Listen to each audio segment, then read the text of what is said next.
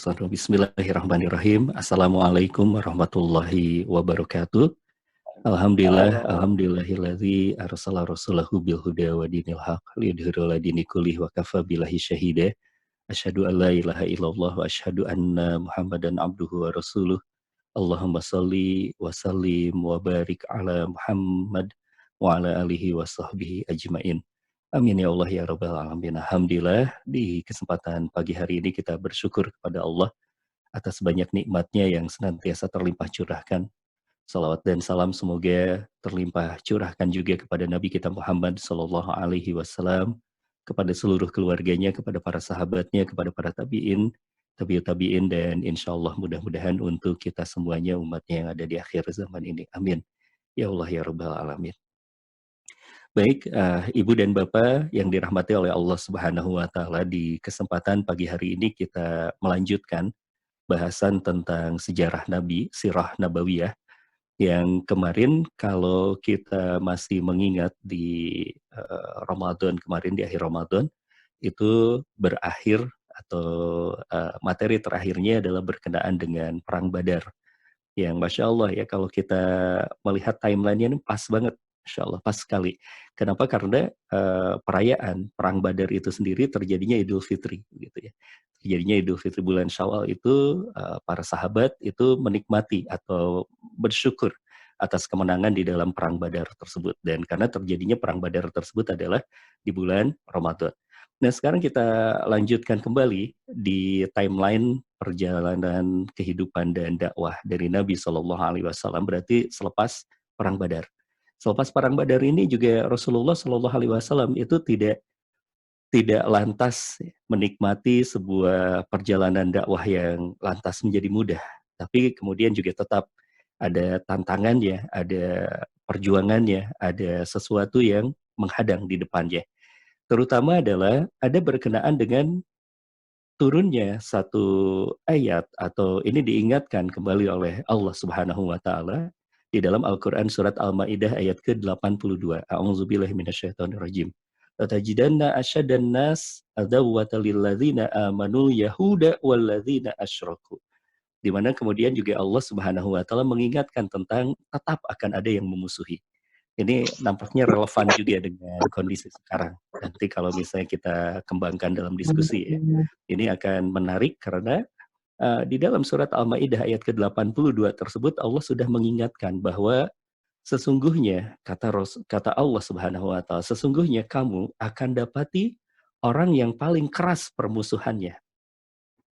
Orang yang paling keras permusuhannya terhadapmu, terhadap orang-orang yang beriman adalah orang Yahudi dan orang musyrik. Orang Yahudi dan orang musyrik. Nah, ini mereka ini memusuhi. Dari zaman ke zaman akan memusuhi umat Islam. Dari zaman ke zaman akan memusuhi orang-orang yang beriman. Siapa itu?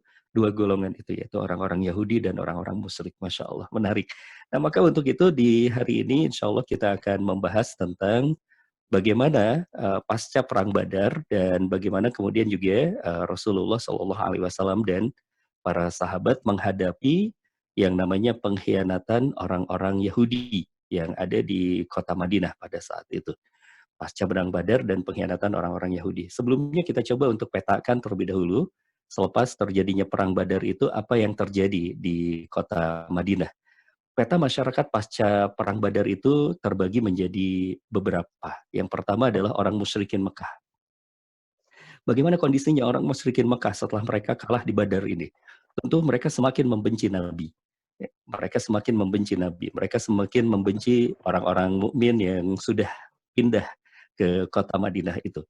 Mereka tidak suka, ya. Bahkan kemudian mereka senantiasa menginginkan adanya aksi balasan, adanya balas dendam, sehingga nanti terjadinya yang namanya Perang Uhud. Nah, ini terus-menerus terjadi. Di Mekah terus bergolak. Di Mekah terus bergolak, kebencian terhadap Nabi dan para sahabat itu semakin menjadi-jadi. Nah, ini yang ada di Mekah. Jadi yang pertama, orang musyrikin. Tadi kembali lagi ke dalam ayat surat Al-Ma'idah ayat ke-82, mereka termasuk orang yang memang begitu sangat memusuhi, ya, begitu sangat benci. Dan ini faktanya, realitanya memang ada seperti itu. Ya, jadi ada ayat kemudian juga ada realitanya. Ayatnya berkata bahwa memang yang paling besar kebencian kepada orang-orang yang beriman itu adalah orang musyrikin. Salah satunya, ya dua di antara satu itu adalah orang musyrikin. Dan memang faktanya di kehidupan Nabi Shallallahu Alaihi Wasallam itu juga memang terjadi, ya. Terjadi hal yang semacam itu. Baik, kemudian juga yang berikutnya, selain itu, yang terjadi juga orang Yahudi. Nah, ini yang kedua. Orang Yahudi Madinah. Orang Yahudi Madinah itu awalnya, kalau misalnya kita masih ingat bahwa ada sebuah perjanjian Piagam Madinah yang digagas oleh Nabi Shallallahu Alaihi Wasallam. Yang dimana ketika digagas oleh Nabi Shallallahu Alaihi Wasallam itu salah satunya adalah mengantisipasi. Ya, Rasulullah Shallallahu Alaihi Wasallam menginginkan adanya persatuan umat. Rasulullah Shallallahu Alaihi Wasallam menginginkan adanya persatuan sebuah negeri yang namanya negeri Madinah tersebut. Dan kemudian itu diikat dalam sebuah konstitusi modern yang namanya Piagam Madinah itu. Yang salah satunya yang terikat di dalam perjanjian tersebut adalah orang Yahudi, Pak. Orang Yahudi itu terikat sebenarnya, dan itu sengaja dibuat oleh Nabi. Nabi tentu sudah diberitahu oleh Allah Subhanahu wa taala berkenaan dengan ayat tadi itu, surat Al-Maidah ayat ke-82, sudah diberitahu pasti oleh Allah sesungguhnya mereka tuh benci pada orang-orang mukmin. Kebenciannya kan berawalnya dari kenapa kemudian Nabi akhir zaman ini bukan dari kalangan bukan dari kalangan Bani Israel, tetapi dari kalangan Bani Ismail. Mereka sudah benci dari situ. Ternyata orang Arab gitu ya, ternyata keturunannya Ismail, mereka tidak suka dengan itu semuanya. Belum lagi kemudian juga selepas perang Badar ini mereka merasa tersaingi. Mereka merasa tersaingi karena posisinya umat Islam pada saat itu semakin hari semakin kuat. Mulai merasa tersaingi, tersaingi di pasar, tersaingi posisinya di karena melihat misalnya salah satunya ya ada sebuah peristiwa Masya Allah itu luar biasa kan, di Madinah sendiri itu pernah terjadi perang Bu'ats. Perang Bu'ats ini 50 tahun Pak, perang antar suku yang terjadi di kota Madinah itu. Nah, setelah kemudian juga datangnya Rasulullah Shallallahu Alaihi Wasallam, orang Yahudi itu pernah melihat, ya diceritakan sering kali melihat orang-orang Ansor, orang-orang bani-bani yang ada di sana, suku-suku yang ada di sana, orang-orang Ansor itu sedang berbincang gitu ya, sedang berbincang, sedang berukhuwah begitu ya, sedang silaturahim gitu. Dan mereka tidak suka dengan itu semuanya. Kenapa? Karena Yahudi ini sangat berkepentingan untuk melihat tatanan masyarakat ini rusak. Nah, ini salah satu yang namanya itu adalah Yahudi ya. Yahudi ini memang seperti itu. Salah satunya itu mereka itu tidak suka dengan yang namanya itu persatuan. Nah, itu mereka menginginkan itu semuanya, Pak. Menginginkan itu semuanya, menginginkan adanya kerusakan-kerusakan tersebut. Ya, dan Masya Allah, ketika kemudian juga terjadi yang namanya itu persatuan, mereka tuh nggak suka, ya, dan mereka benci. Dan akhirnya menunjukkan permusuhan secara terang-terangan. Ini yang kedua. Kemudian yang berikutnya, yang juga tidak kalah perlu untuk kita petakan, yaitu kemunculan orang-orang munafik. Kemunculan orang-orang munafik ini juga adalah satu hal yang perlu untuk kita ikuti, ya. Bagaimana munculnya orang-orang munafik ini, karena memang munculnya selepas perang Badar ini. Dan kemudian juga orang mukmin. Nah, ini empat peta masyarakat yang bisa kita lihat pasca perang Badar. Baik, bagaimana dengan orang musyrikin? Dengan orang musyrikin Mekah. Ternyata orang musyrikin Mekah ini akibat kebenciannya itu berupaya untuk membunuh Nabi Shallallahu Alaihi Wasallam. Ada dua kisah paling tidak. Upaya ikhtiar mereka untuk melakukan pembunuhan terhadap Nabi Shallallahu Alaihi Wasallam. Yang pertama itu adalah kasus Umair bin Wahab dan Sofyan bin Umayyah. Jadi anaknya Umayyah ini, anaknya Umayyah. Nah, Umair ini berkata, ya, ngobrol di Hizr Ismail. Jadi ngobrolnya di depan Ka'bah, Pak. Ya, makarnya ini malah di depan Ka'bah, gitu. Masya Allah. Ya, mereka karena memang ya mereka masih menghormati Ka'bah sih sebenarnya. Cuma memang karena ada banyak berhala-berhalanya pada saat itu, karena sebelum Futuh Mekah ini. Nah, kemudian Umair bin Wahab ini berkata kepada Sofyan bin Umayyah ini, seandainya aku ada yang menanggung nih, ada yang menanggung apa? Menanggung hutang-hutangku, aku masih punya hutang-hutangku. Aku akan pergi ke Madinah. Aku akan pergi ke Yasrib, aku akan bunuh Nabi Shallallahu Alaihi Wasallam. Aku akan bunuh Muhammad, kata beliau. Begitu. Kemudian Sofyan mendengar apa yang dikatakan oleh Umair ini dan berkata, kalau seperti itu, mulai hari ini aku tanggung. Mulai hari ini aku tanggung. Kamu silahkan pergi ke Yasrib, bunuh Muhammad. Nah, akhirnya Umair ini pergi ke Yasrib, pergi ke Madinah, ya, ketemu sama Umar. Masya Allah. Jadi Umair versus Umar. Ketemu sama Umar. Sama Umar kemudian juga dicegat sama Umar. Apa ini? Karena beliau mengetahui bahwa Umair ini adalah orang yang begitu sangat membenci Nabi. Lalu kemudian Umar bin Khattab berkata, kamu mau kemana? Mau apa untuk pergi ke kota ini? Sambil dikalungkan pedang sama Umar ke apa namanya itu ke lehernya Umair bin Wahab ini. Tapi kemudian Umair bin Wahab ini berkata, aku hanya ingin memastikan bahwa tawanan-tawanan yang kalian tawanan-tawanan dari Mekah yang kalian tawan itu lalu diperlakukan dengan baik, hanya itu saja. Wah, itu. Jadi berbohong, padahal niatnya adalah ingin membunuh Nabi. Tapi dia berkata bahwa saya ingin memastikan tawanan baik-baik saja, gampangnya seperti itu. Nah, lalu kemudian yang menarik adalah, Masya Allah, Nabi Shallallahu Alaihi Wasallam lalu berkata kepada Umair, ini salah satu mukjizat dari Nabi Shallallahu Alaihi Wasallam. Lalu kemudian Rasulullah Shallallahu Alaihi Wasallam berkata kepada Umair, bukankah wahai Umair, engkau pernah duduk bersama dengan Sofwan bin Umayyah? Engkau berkata ini dan itu pada hari itu. Di antaranya adalah ingin membunuh aku. Wah, kaget kan beliau. Kenapa ini Muhammad bisa tahu? Padahal pada saat itu hanya dia berdua tuh, berbincang tentang rencana ini, yakni Umair dan Sofwan. Masya Allah. Lalu apa yang terjadi? Allah memberikan hidayah kepada Umair bin Wahab. Umair bin Wahab lalu kemudian masuk Islam. Masya Allah. Nah ini sekaligus ya kalau kita bicara tentang hal ini kan kita akan menemukan juga betapa indahnya tuh Allah memberikan hidayah.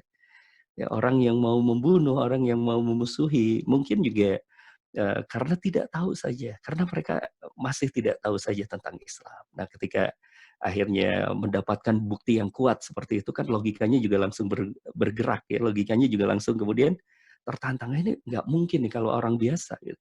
Nggak mungkin kalau orang biasa ini pasti diberitahu sesuatu oleh sesuatu yang luar biasa. Akhirnya masuk Islam Umair ini.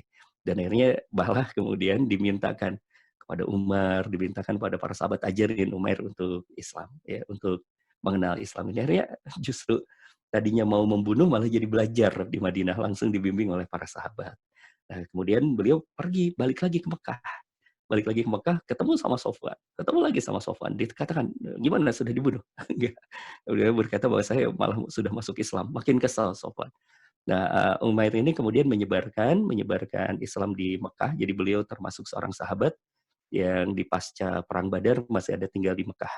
Ya, tinggal di Mekah, lalu kemudian tinggal di Mekah tersebut, beliau menyebarkan Islam dan ada beberapa juga orang-orang yang masuk Islam di tangan Umair bin Wahab ini sebelum kemudian akhirnya beliau juga pindah ke Madinah. Nah, kemudian juga yang berikutnya ada kejadian yaitu perang As-Sawiq dengan Abu Sufyan. Abu Sufyan ini melakukan intimidasi di perang Sawiq ini.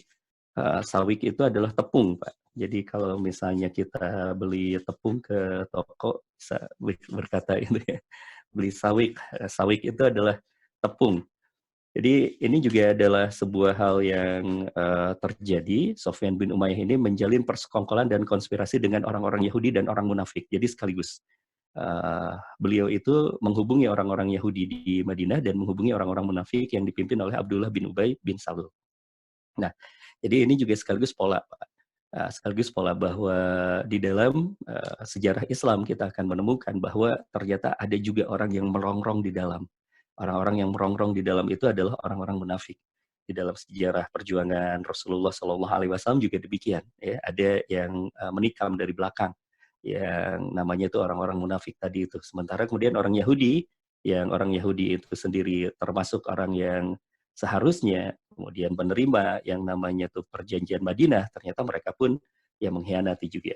Ya, akhirnya kemudian terjadi satu perang sebenarnya tidak head to head, tetapi yang terjadi adalah Abu Sufyan membakar pohon kurma.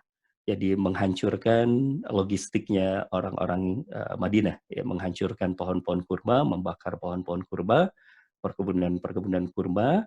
Kemudian juga ada dua orang ansor yang sedang menjaga di kebun tersebut dibunuh oleh Abu Sufyan. Nah ini dikejar akhirnya oleh Rasulullah Shallallahu Alaihi Wasallam dan para sahabat, tetapi kemudian juga tidak bertemu dan mereka itu saking ketakutannya, gitu ya.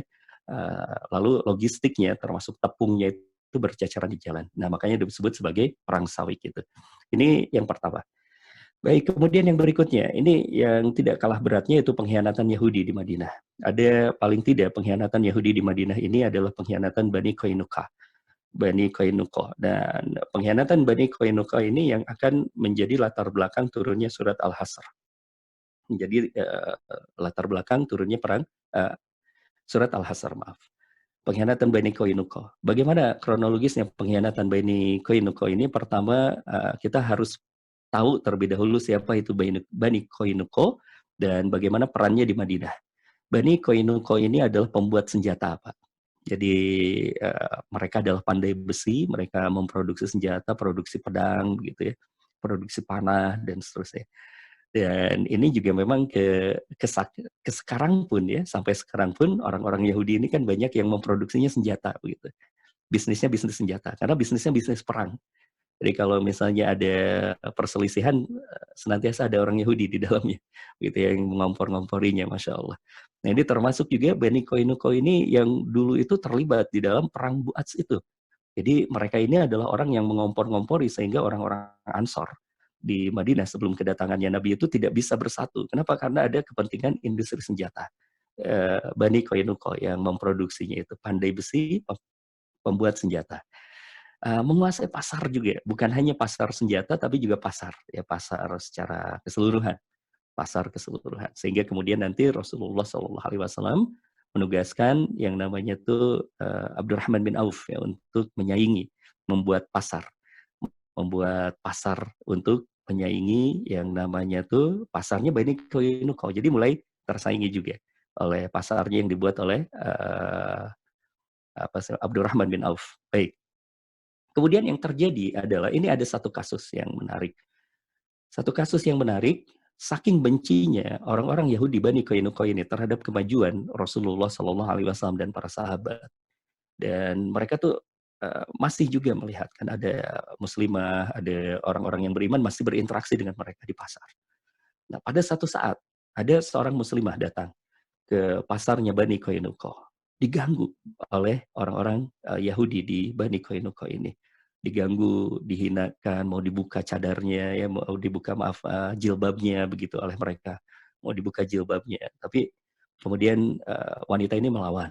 Nah, sampai kemudian ada seorang pedagang yang mengikatkan bajunya itu, mengikatkan abayanya itu, bajunya itu ke apa namanya tuh ke tiang lah begitu ya, sehingga ketika beliau berlaru dari lapaknya itu atau tokonya itu, tempat dagangnya itu tersingkap eratnya itu, tersingkap yang namanya itu kakinya dan seterusnya. Nah lalu apa yang terjadi? Beliau itu marah sekali, sang wanita ini marah, dan ada seorang pemuda Muslim yang lainnya, ada seorang pemuda yang lainnya kemudian membela wanita tersebut, ya berkelahilah dengan orang Yahudi, para pemuda Yahudi yang mengganggu seorang muslimah ini, dan kemudian Masya Allah akhirnya kemudian sang pemuda dari Muslim ini, pemuda dari Ansor ini meninggal, wafat di pasar Bani Qainuqa. Nah ini awalnya. Jadi awalnya karena mereka senantiasa memusuhi. Mereka senantiasa memusuhi dan mereka mengganggu seorang muslimah, bahkan membunuh seorang pemuda Islam. Ya, seorang pemuda Islam dibunuhlah di sana, seorang pemuda Ansor dibunuhlah di sana. Lalu ini tersebar kabarnya sampai kepada Rasulullah Shallallahu Alaihi Wasallam. Akhirnya diputuskan oleh Rasulullah Shallallahu Alaihi Wasallam untuk dikepung perkampungan Bani Qainuqa ini. Dikepunglah perkampungan Bani Qainuqa ini. Setelah dikepung perkampungan Bani Qainuqa ini, akhirnya mereka menyerah. Nah, ketika dalam kondisi menyerah, muncul ada yang namanya tuh orang munafik lagi. Perannya orang munafik siapa? Abdullah bin Ubay bin Salul. Diplomasi gembung munafik pada Rasulullah, yang kemudian juga dia berkata kan tadinya keputusannya itu diserahkan kepada hukumnya orang Yahudi. Karena kan seperti itu ya, di dalam Piagam Madinah itu kalau misalnya itu kan ada hukumnya orang Yahudi. Ditanyakan kepada salah satu orang Yahudi yang masuk Islam.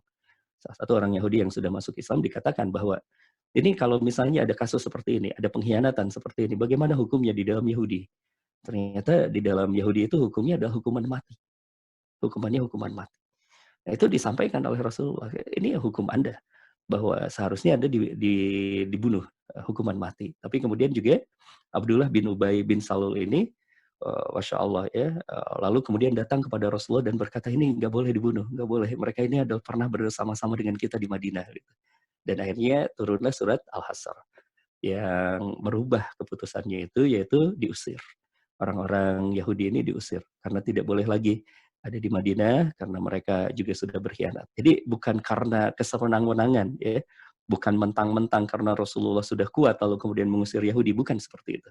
Tapi mereka melakukan pengkhianatan dan ini merupakan hukuman yang ringan ketimbang hukuman asli yang dikembalikan kepada hukum mereka, yaitu hukuman mati buat para pengkhianat. Gitu. Tapi akhirnya diminta keluar dari kota Madinah dan banyak di antara mereka menuju ke Biladi Syam, ya, menuju ke daerah Palestina sekarang, begitu mendekat ke arah Palestina sekarang, dan akhirnya kemudian mereka banyak juga yang masuk ke daerah tersebut. Begitu, ini pengkhianatan orang-orang Yahudi di Madinah. Nah, kemudian ada peristiwa juga yang sangat luar biasa, yaitu satu tokoh orang Yahudi, namanya adalah Ka'ab bin Ashraf. Ini tokoh Yahudi yang sangat mendendam terhadap Islam dan terhadap umat Islam. Ya. Yang dimana kemudian juga beliau ini senantiasa memprovokasi dengan terang-terangan untuk membunuh Nabi. Untuk membunuh Nabi. Nah, sampai kemudian kabar ini kepada Nabi SAW.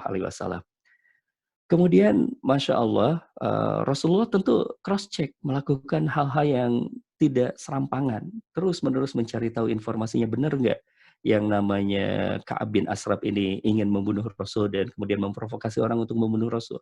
Setelah mengumpulkan data-data itu, lalu kemudian Rasulullah SAW mengumpulkan, ya, mengumpulkan mengumpulkan para sahabat, terutama para pemuda. Yang kemudian kata Rasulullah Shallallahu Alaihi Wasallam, ini ada seorang yang namanya Ka'ab bin Ashraf. Ya, diceritakanlah kronologisnya. Lalu seorang pemuda, beberapa orang pemuda berdiri. Kalau seperti itu kami akan tangkap orang ini. Ya, akhirnya kata Rasulullah silahkan. Akhirnya para pemuda ini datanglah mencari Ka'ab bin Ashraf dan kronologisnya ya Masya Allah itu luar biasa kalau kita baca kronologisnya, tapi ya paling tidak cepatnya adalah akhirnya terbunuhlah Ka'ab bin Ashraf. Nah, sehingga kemudian ini menjadikan orang-orang Madinah ini sudah tidak ada lagi. Orang-orang Yahudi ini tidak ada lagi di Madinah. Setelah kasusnya Ka'ab bin Ashraf ini. Awalnya kan hanya Bani Qainuqa saja yang diusir.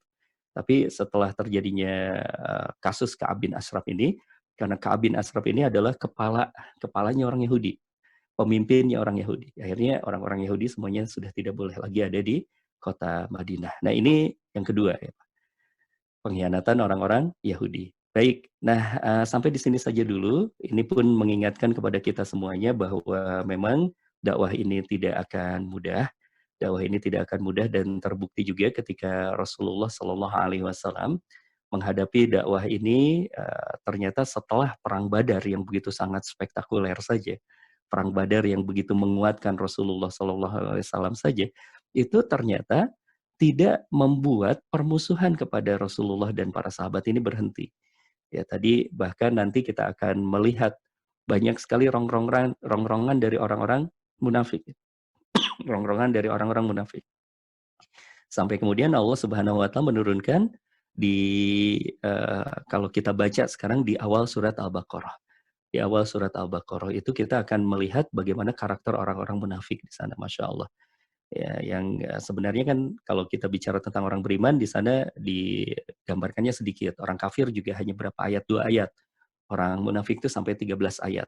Saking berbahayanya orang-orang munafik ini, apalagi kalau kita lanjutkan baca di surah Al-Baqarah juga, di sana ada ayat-ayat yang berkenaan dengan orang-orang Bani Israel itu, yang berkenaan dengan orang-orang Yahudi ini akan sangat bahaya ketika orang-orang Yahudi ini bergabung dengan orang-orang musyrik karena memang terjadi dengan orang-orang munafik, karena ini sudah terjadi juga di eranya Rasulullah Shallallahu Alaihi Wasallam.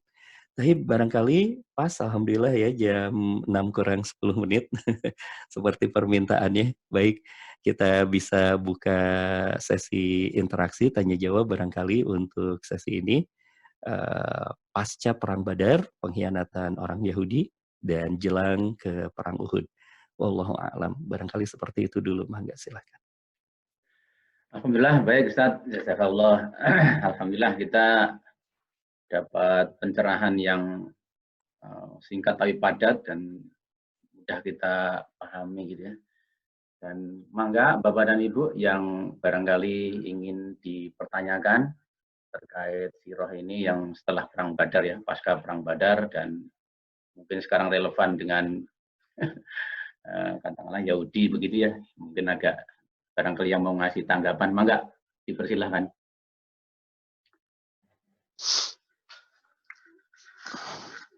Mas Jaka namanya. Mas Jaka dari Jogja ini Mas Jaka.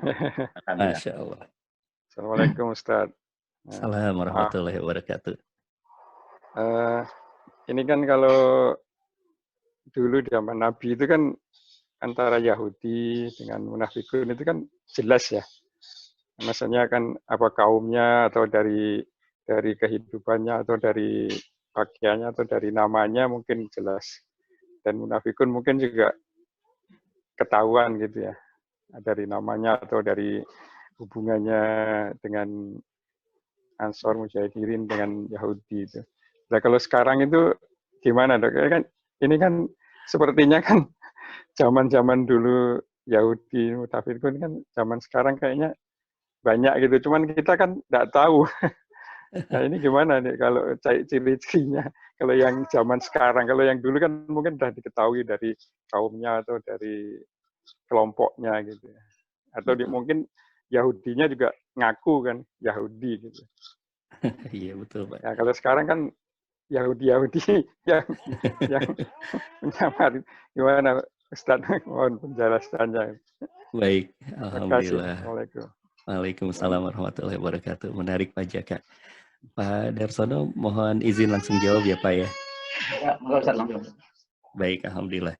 Iya, yang pertama adalah kalau kita baca tentang Yahudi atau mendudukan persoalan tentang Yahudi ini sangat menarik, Pak. Saya membaca beberapa literatur berkenaan dengan Yahudi, termasuk juga ada satu buku sejarah yang ditulis oleh Yahudi sendiri. Saya membaca alhamdulillah tuntas juga, dan ada dua persoalan berkenaan dengan Yahudi. Yang pertama adalah Yahudi itu sendiri suku bangsa. Mereka mengaku adalah suku bangsa. Jadi kalau kita bicara tentang Yahudi itu 12 suku itu, 12 suku. Hanya 12 suku itu. Sehingga mereka rasis sekali, Pak. Kalau kita bicara tentang Yahudi itu rasis. Jadi karena mereka mengatakan bahwa yang namanya Yahudi itu suku bangsa. Sehingga inilah yang menyebabkan mereka itu tidak menyebarkan agama Yahudi ini kepada selain suku bangsanya mereka. Jadi ada 12 suku bangsa yang disebarkan itu ya, yang diakui sebagai kaum Yahudi itu. Sehingga kalaupun misalnya ada orang di luar 12 suku itu yang masuk ke dalam Yahudi, itu tetap disebutnya sebagai goyim buat mereka. Goyim itu siapa? Goyim itu adalah, maaf ya Pak, ini memang bahasanya mereka. Goyim itu setengah manusia. Jadi tidak manusia tingkat 2 lah, atau level kedua atau level ketiga lah. Kastanya itu tidak sama seperti mereka. Jadi ada juga memang orang-orang yang akhirnya masuk ke agama Yahudi ini, selain dari 12 suku itu, tapi kemudian posisinya goyim di hadapan mereka. Nah itu yang pertama. Jadi Yahudi adalah suku bangsa. Jadi kalau sekarang kita bertanya siapakah Yahudi itu, ya suku bangsa itu. Ada 12 suku bangsa itu. Sekarang berkembang memang 12 suku bangsa tersebut. Tapi kalau misalnya yang diakui oleh mereka ya orang-orang kulit putih itu gitu ya, yang keturunan dari Bani Israel itu, Eropa. Itu ya, itu yang pertama. Kemudian yang menariknya, Al-Quran memotret dengan hal yang lain, Pak. Al-Quran memotret bahwa kalau yang pertama memang itu juga diakui oleh Al-Quran sebagai suku, bahwa di dalam surat Al-Baqarah juga kita akan mendapatkan, akan berjumpa juga dengan bagaimana kemudian juga Nabi Musa itu kan mengetukkan tongkatnya itu ke batu, lalu kemudian terpancarlah 12 mata air. 12 mata air, tiap-tiap suku itu mendapatkan mata air sendiri. Itu juga memang betul. Tetapi kemudian yang menarik, dan ini yang diingatkan oleh para ahli tafsir, ketika Allah Subhanahu wa Ta'ala nanti menceritakan di dalam surat Al-Baqarah tentang kisah Bani Israel, yang itu sangat luar biasa. Ya Bani Israel, azkuru ni'mati allati an'amta 'alaikum wa aufu bi ahdi ufi bi ahdikum wa iya ya farhabun, dan seterusnya itu bercerita tentang karakter. Ini yang bahaya, Pak. Bercerita tentang karakter orang-orang Yahudi. Yang menurut para ahli tafsir dikatakan jika kemudian juga karakter-karakter itu kita baca bahkan di dalam diri kita sendiri, maka kita bisa jadi adalah golongan mereka. Itu yang diingatkan oleh para ahli tafsir. Sehingga kenapa Allah itu detail sekali di karakter, berkenaan dengan orang-orang Yahudi itu, detail sekali di karakter. Ya misalnya ya, kalau misalnya kita bicara di karakternya Yahudi di dalam surah surah Al-Baqarah tersebut, kita bisa melihat misalnya ketika proses yang namanya itu perintah penyembelihan sapi betina, diperintahkan oleh Allah Subhanahu wa taala untuk menyembelih sapi betina. Apa yang terjadi? Orang-orang Bani Israel ini kan banyak nanya ya kepada nabinya ini, sapinya seperti apa, warnanya seperti apa, umurnya seperti apa, begitu. Karakteristiknya seperti apa, ngeyel. Ngeyelnya karena apa? Karena nggak mau sebenarnya, karena tidak mau. Jadi banyak alasan ketika menghadapi yang namanya tuh perintah dan larangan dari Allah Subhanahu wa taala. Nah, jika ini kemudian masuk ke dalam pikiran kita, kita termasuk memiliki karakter Yahudi. Ini menurut para ahli tafsir ya. Sehingga kemudian mereka senantiasa mengingatkan hati-hati. Ayat ini memang spesifik berbicara tentang orang-orang Bani Israel, tapi bisa jadi kemudian kita pun termasuk orang-orang yang memiliki karakter Bani Israel tersebut. Kemudian juga ada misalnya itu ada salah satu ya kegagalan Bani Israel itu ketika mereka berkata kepada nabinya, ketika mereka berkata, "Ya Musa, lanu'minu laka hatta narullaha jahrah." Mereka berkata bahwa, "Wahai Musa, kami tidak akan beriman kepada Allah sampai kami melihat Allah secara nyata." Secara nyata. Nah, ini apa? Karakter apa? Masuklah kepada sebuah pembahasannya, para ahli tafsir membahas banyak berkenaan dengan karakter orang Yahudi itu. Ternyata salah satu karakter orang Yahudi itu materialistis. Jadi senantiasa diukurnya itu semuanya dengan materi. Sehingga dia nggak mau juga kalau menyembah Tuhan yang tidak terlihat, gitu ya, menyembah Tuhan yang tidak terlihat. Jadi Tuhannya mereka materi. Nah, kalau misalnya ada di antara kita yang menuhankan materi, misalnya menuhankan materi apa? Uang gitu ya, harta gitu. Itu termasuk karakternya orang Yahudi. Karakternya orang Yahudi. Dan ini juga harus hati-hati kita dengan orang-orang tersebut. Nah, itu karakter Yahudi banyak, Pak. Nanti silakan bisa ditadaburi, bisa dibaca pelan-pelan di dalam surat Al-Baqarah dari mulai ya Bani Israil azkuru ni'mati allati an'amta 'alaikum wa afu bi ahdi ufi bi ahdikum wa iyaya farhabun. Silahkan dari sana ya bisa bisa kita membacanya dari sana. Uh, apa ya dari ayat berapa? Dari ayat ke ya ayat-ayat tentang Bani Israel silahkan bisa dibaca. Ayat-ayat tentang Bani Israel itu ya, di situ sangat detail sekali diceritakan tentang bagaimana karakter-karakternya orang-orang Yahudi, orang-orang Bani Israel itu. Termasuk kemudian ada satu kalimat ata'muruna an-nasa bil birri wa tansawna anfusakum wa antum tatlunal kitab afala ta'qilun. Itu sangat menohok bahwa karakternya orang Yahudi itu adalah senantiasa menyuruh orang lain berbuat kebaikan tapi dia tidak mau melakukannya. Nah, itu termasuk juga karakternya orang-orang Yahudi. Hati-hati dengan karakternya orang Yahudi ini. Nah, sekarang bagaimana dengan karakternya orang-orang munafik? Orang-orang munafik zaman dulu jelas, betul Pak, jelas. Itu diberitahu langsung oleh Allah bahwa ada Abdullah bin Ubay bin Salul. Umar juga tahu. Sampai Umar berkata kepada Rasulullah, ya Rasulullah kita bunuh saja tuh Abdullah bin Ubay bin Salul. Sambil sudah mengeluarkan pedang. Kata Rasulullah, jangan. Kenapa? Karena orang-orang tidak tahu tentang Abdullah bin Ubay bin Salul ini. Nanti sejarah akan mencatat bahwa Muhammad membunuh saudaranya. Nggak boleh, kan tidak dibunuh nih Pak. Abdullah bin Ubay bin Salul ini tidak dibunuh, tapi karakternya diabadikan. Karakternya diabadikan. Kita bisa melihat bagaimana karakter orang-orang munafik tersebut. Ya, karakter orang-orang munafik tersebut di dalam surat Al-Baqarah juga ada yukhadi'unallaha walladzina amanu wa ma yakhda'una illa anfusahum wa ma yas'urun. Di mana kemudian orang-orang munafik ini hendak menipu orang-orang yang beriman. Dia datang kepada Nabi pura-pura beriman gitu ya, kelihatan baik di lisannya, di perbuatannya, tetapi kemudian hatinya tidak. Ya, tetapi kemudian hatinya tidak. Kemudian kita juga bisa melihat nanti kalau lebih detail lagi di surah An-Nisa. Di surah An-Nisa dari mulai 138. Dari mulai An-Nisa 138 itu karakternya orang-orang munafik. Komplit sekali, Pak. Karakternya orang-orang munafik itu komplit sekali dari 138 sampai berapa ya kalau tidak salah? Sampai hampir 150 kalau tidak salah. Saya lupa ayatnya yang ujungnya, tapi dari 138 kita bisa baca di sana.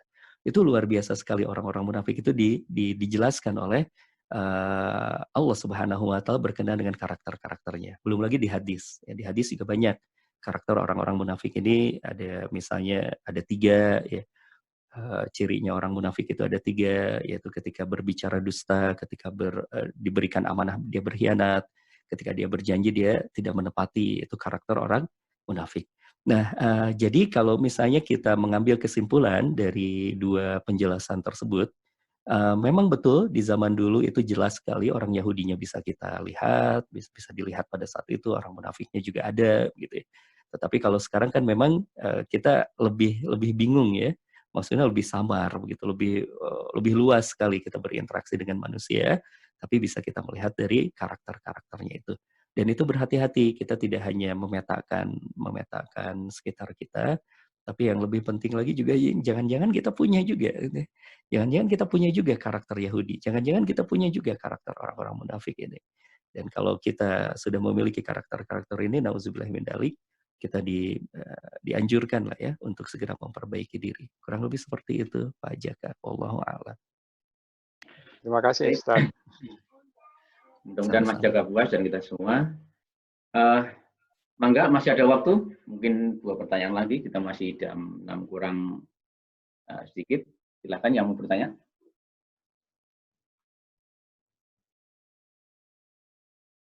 Belum ada. Sambil belum ada, Ustaz, mohon ini mungkin untuk refresh saja. Mohon dijelaskan, karena ini sedang aktual gitu ya, yang kemarin kejadian saudara-saudara kita di Palestina. Gitu ya. Mohon dijelaskan kembali supaya kita tidak salah paham, gagal paham dan sebagainya. Israel, kemudian istilah Israel, kemudian Yahudi, kemudian Zionis itu yang pertama. Kemudian yang kedua itu bagaimana sikap kaum Yahudi ketika kaum Muhajirin datang, Ustaz? Sikapnya seperti apa? Kemudian bagaimana juga sikapnya ketika perang Badar itu, khususnya Yahudi, Ustaz? Dan perkiraan kita gitu ya. Kalau Yahudi kan pada waktu pasti sudah lebih eksis di Madinah, Ustaz. Betul. Kenapa posisinya seperti apa, Ustaz? Mohon maaf. Makasih. Ya. Baik, alhamdulillah. Masya Allah ya, kalau kita bicara tentang yang namanya tuh tadi istilah Israel, ya istilah Israel, kemudian Yahudi dan Zionisme, ini memang panjang sekali Pak kalau kita mau menjelaskan ya. Tapi saya coba untuk ringkas ya, mudah-mudahan bisa kita tangkap. Betul bahwa yang namanya Yahudi itu adalah sebutan, Yahudi itu, Yahuda itu adalah sebutan pada seorang nabi, begitu. Sehingga kemudian tidak salah juga ada orang yang mengatakan bahwa jangan yang kita, Israel ya, maaf Israel, Bani Israel, sehingga kita sebutnya sebagai Bani Israel. Israel itu sendiri adalah ditujukan kepada nama nabi, maka kemudian juga kita ya berhati-hati dengan nama itu. Betul sekali. Kalau yang ditujukannya itu adalah ke sana. Logika sederhananya seperti ini saja, mudahnya buat kita. Di Indonesia, di Bandung, di Jawa Barat ini banyak yang namanya Agus. Bahkan kemudian sampai ada perkumpulan, ada asosiasi Agus. Saking nama Agus itu banyak. Nah, misalnya ada si Agus A dan si Agus B. Nah, Agus A ini kemudian, Agus B ini misalnya melakukan kejahatan. Lalu kemudian orang menghujat si Agus B ini. Tidak berarti Agus A juga kena getahnya. Tidak berarti Agus A ini kena getahnya, karena beda. Ini Agus B, ini Agus A. Begitu pula ketika kita berkata tentang Israel, yang kemudian juga Israel ini sendiri adalah nama nabi, begitu ya. Itu bukan berarti kemudian ketika kita menghujat Israel sekarang, ketika kita kemudian menentang penjajahan Israel atas Palestina sekarang, itu berarti menghujat nabi. Nggak begitu logikanya, tidak seperti itu logikanya. Logikanya seperti tadi itu, ada Agus A, ada Agus B, beda orang ini gitu.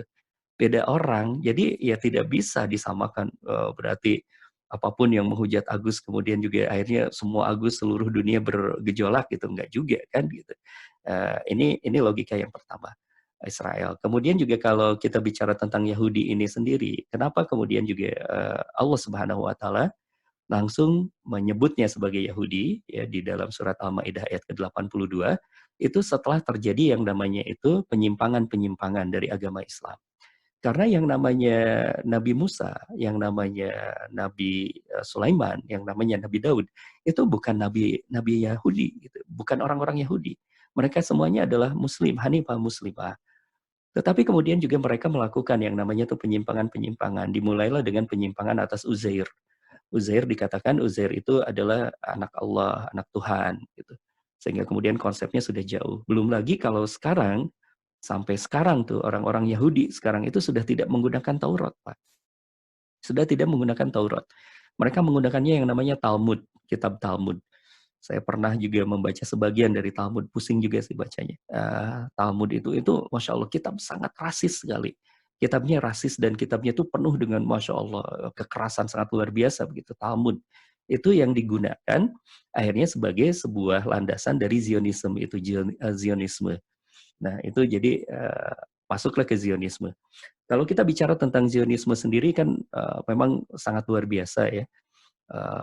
Dari mulai kita bisa melihat aksinya itu dari perjanjian Balfournya, ya, ketika itu kemudian juga ada sebuah kesepakatan untuk membagi dunia kan, dunia dibagi-bagi begitu, termasuk juga Bilad Syam, termasuk juga wilayah Syam.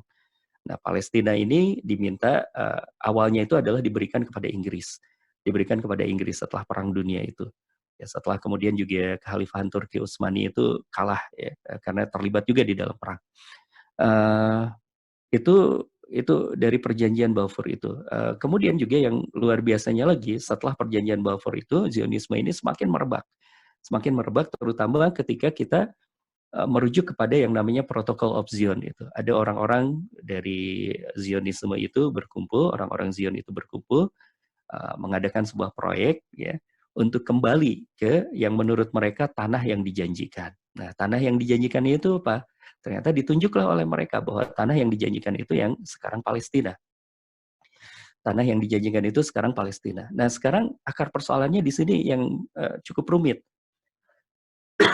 Yaitu ketika mereka mengklaim bahwa Nabi Musa yang merupakan nabinya mereka, kemudian juga ada King Solomon buat mereka, ada David buat mereka, King David buat mereka, Daud, Sulaiman dan Daud, itu pernah bertahta di sana, pernah memiliki kerajaan di sana. Bahkan ada Temple of Solomon menurut mereka, atau menurut bahasanya Arab itu Haikal Sulaiman gitu. Itu ada di sana. Sehingga kemudian mereka berkata ini adalah bukti-bukti sejarah bahwa tanah ini adalah tanah orang Yahudi. Nah, ini yang kemudian juga termakan, sebagian banyak orang termakan dengan isu ini. Sehingga mereka mengatakan bahwa memang itu tanahnya orang Yahudi. Orang-orang Palestina itu ya tidak berhak untuk tinggal di sana, Masya Allah.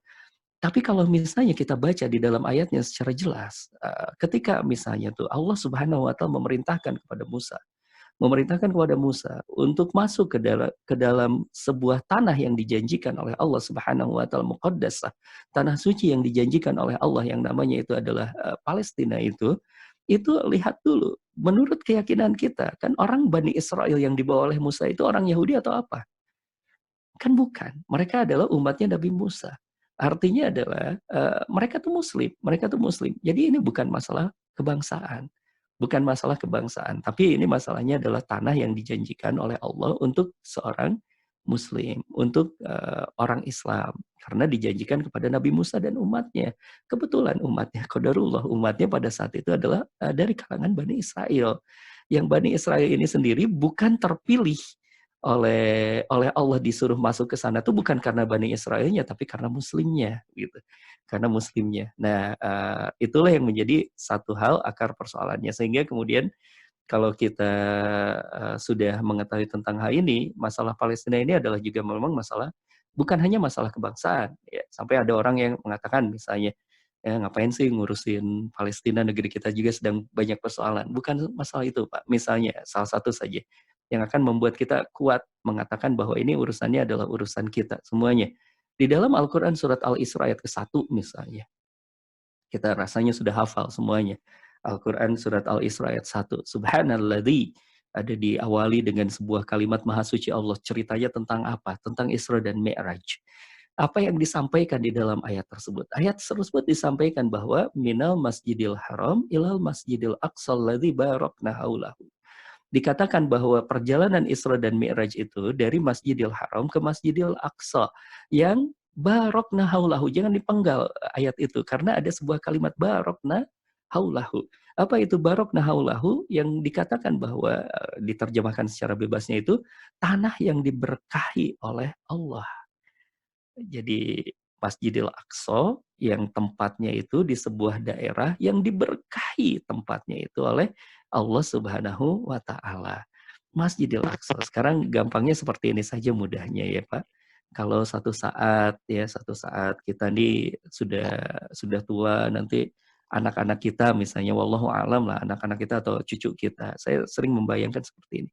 Kemudian cucu saya nanya sama saya, "Bi, Bah," gitu mas saya. Bah, itu saya baca tadi surat Al-Isra. Di sana dikatakan bahwa ada yang namanya itu Masjidil Aqsa. Ditanya sama abahnya ini, sama kakeknya nih, "Abah, Masjidil Aqsa itu di mana?" "Oh, nggak ada sekarang, Nak." "Kenapa?" "Sudah diruntuhkan sama orang Yahudi. Sekarang sudah berubah jadi Haikal Sulaiman." Nah, kira-kira sedih nggak, Pak? Kalau kita kemudian juga menyampaikan hal itu, kan sedih sekali. Apakah kemudian ayatnya harus dihapus? Kan nggak bisa. Ayatnya cerita tentang Masjidil Aqsa. Nah, sekarang ini orang-orang Yahudi itu berupaya untuk meruntuhkan Masjidil Aqsa itu. Ya, itu salah satunya. Kenapa? Karena ingin membangun Haikal Sulaiman sebagai satu hal yang mengatakan bahwa ini adalah tanahnya orang Yahudi itu, tanah yang dijanjikan oleh orang-orang Yahudi ini. Jadi ini persoalan agama juga iya, persoalan kemanusiaan juga iya. Ya, terjadi kemarin di Syekh bin Jarrah misalnya, itu orang-orang diusir dari tanahnya, dari rumahnya, ditempati oleh para pemukim ilegal begitu. Syekh bin Jarrah itu di sekitaran Al-Aqsa tanahnya.